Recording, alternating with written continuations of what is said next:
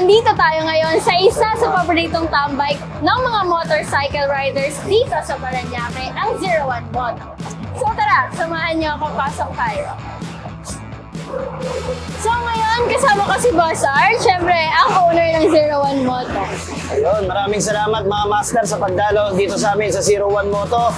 Tara, samahan nyo kami ni Miss Kim, papasyal namin kayo sa loob. Tara! So sir, paano po kayo nagsimula at bakit 01 Moto? Miss Kim, bago ko sagutin yan, ipapasyal ko muna kayo dito sa loob ng 01 Moto. Mag-umpisa tayo dito sa aming work area. Hindi ganito yung itsura namin nung nagsimula kami. Siyempre, with the help of Shell, umabot tayo sa ganitong sitwasyon na kaya natin mag-cater ngayon ng 6 na motor ng sabay-sabay at extended tayo hanggang dun sa loob. Ang ginagawa naman dito ay mas mga technical na gawa. So, more on muffler installation, remapping and dyno, tsaka fabrication ng mga elbows namin. So, dito nangyayari lahat yung magic na yan, Miss Kim. Tapos, sumunod na section ng tindahan namin is naman yung section ng shop namin na nag-i-enjoy ang lahat. Ito yung tinatawag naming lobby or showroom. Dito nyo makikita lahat ng kailangan sa pagmumotor. From gulong, to helmet, to suspension, to muffler, at ilaw, meron tayo dito sa 01 Moto. Dito naman yung mga mas technical na pangangailangan natin. So, nandito yung aming shock tester para sa race power. So, ito yan, no? Yan. Meron din tayong mga tester na mga ilaw. Dito naman yung mga accessories natin. From panggilid, small displacement bike, hanggang dito sa mga big bikes, hanggang sa medium bikes, tapos hanggang dito sa pinaka-peripherals na. Ito naman yung mga riding gears. Mahirap magmotor ng walang riding gears, so meron tayo ditong Benkia na riding jacket. Meron din tayong mga riding boots, yung mga tank bag natin, tsaka yung mga belt bags natin. Pwedeng mawala ang mga top box bracket. From plastic to alloy, kompleto tayo ngayon. So, Miss Kim, naipasyal na kita sa buong 01 Moto. So, balik tayo dun sa tanong mo na paano nga ba nagsimula ang 01 Moto? Katulad ng ibang tindahan, nag-start kami small, sa loob ng bakuran lang namin, sa bahay namin. Ako lang, tsaka yung asawa ko nagpatakbo ng negosyo. And after 5 years, ito na tayo. Bakit 01 Moto? Dalawang dahilan yan. Una, yan na talaga yung pangalan ko sa riding community ever since. Ang vision ko kasi is ako yung magiging supplier or distributor ng mga pyesa na mahirap hanapin para sa mga motor na mahihirap din magkaroon. Bilang patunay po sa success nyo, meron na rin 01 Moto outside Parañaque. Yes, meron na. We started in Parañaque. After 2 years, pinanganak ang 01 Moto Caloocan. Then after 6 months ng Caloocan, pinanganak si 01 Moto Fairview. And hoping pa kami, naghihintay lang kami kung saan nyo pa kami tatawagin. Pupuntahan namin kayo dyan. Thank you sir for the warm welcome. More power po sa 01 Moto. Maraming salamat sa pagdalaw, Miss Kim, at sa mga master natin. Lagi nyo tatandaan ha, sa 01, Kayo number 1.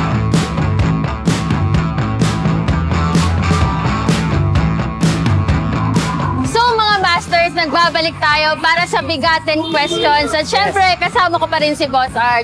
So Boss, meron akong 10 katanungan para sa'yo. Syempre sasagutin mo lamang. Handa ka na ba, Boss? Sige, go. Basta okay. Paano nagsimula ang 01 Moto? Sige.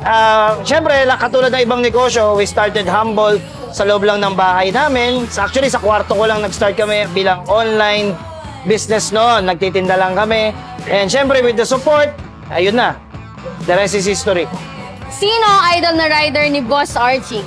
Ayan, syempre, ang idol kong rider is, magmula pa ng bata ako, is si Valentino Rossi. Siya yung MotoGP rider na 10 times na nag-champion.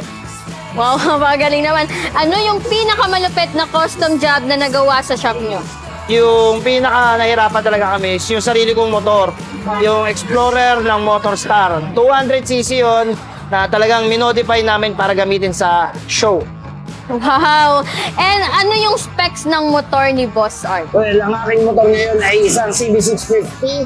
Ito ay Honda Big Bike na merong inline 4 na makina. So ito yung mga narinig yung umuhuni sa gitna ng highway. Ang ganda, Boss. Pa-soundcheck ka naman dyan. O tara, samahan nyo ako. Soundcheck tayo.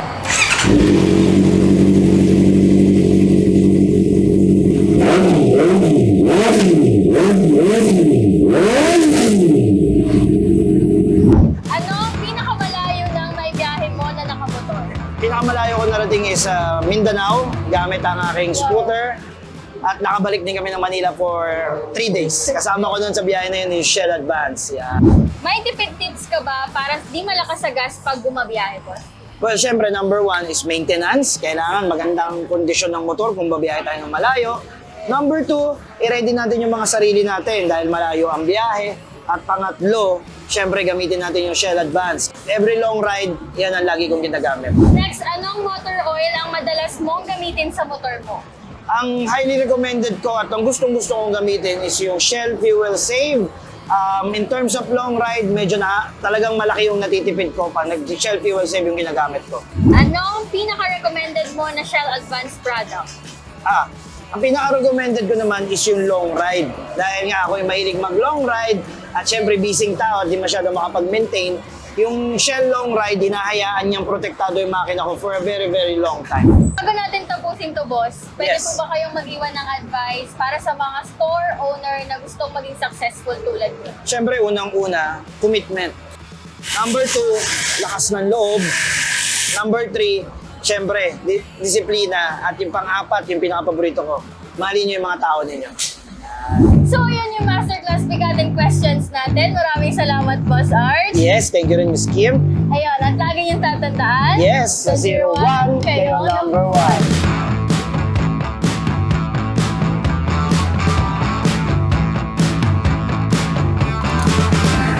So, mga masters, let's now meet the staffs of 01 Moto. Ako si Lems ng 01 Moto, isa sa mga head mechanic. Bilang isang mekaniko ng 01 Moto, maraming pinaintindi sa amin ang masterclass ni Shell. Isa na dito yung mga product na i-deliver nila throughout the markets. Ako pala si Fidel Castro aka Master, Head Mechanic of 01 Moto. Importante ang masterclass lalong-lalo na sa aming mga mekaniko. Dahil sa masterclass, lalo naming naintindihan ang mga produkto ng Shell Advance. Based sa experience ko dito sa 01 Moto, in the daily driven na ginagawa namin sa 01 Moto, lagi may nagpapa-change oil. Ang usual na nagpapa-change oil sa amin is scooters. So, ang binibigay namin sa kanila, walang iba yung Shell Advance Matic, which is 5W40. Sobrang dekalidad at talaga namang maaasahan ang performance. Pinaka-paborito kong langis ay Shell Advance Ultra dahil nandito na lahat, pinagsama-sama ang power, long ride at fuel save. Ang ire-recommend ko, walang iba, yung kanilang bagong-bagong labas na Shell Advance Long Ride. Affordable siya at the same time, sobrang ganda ng quality na naibibigay sa engine natin, napoprotektahan yung engine natin. At syempre, maaasahan natin when it comes to long ride. Syempre, lagi niyong tatandaan, Sa 01, sa 01, kayo ang number 1. kayo ang number 1. Sinisigurado namin mga master ang mga staff namin. Kaya lagi niyong tatandaan sa 01, kayo ang number 1. Chase your tail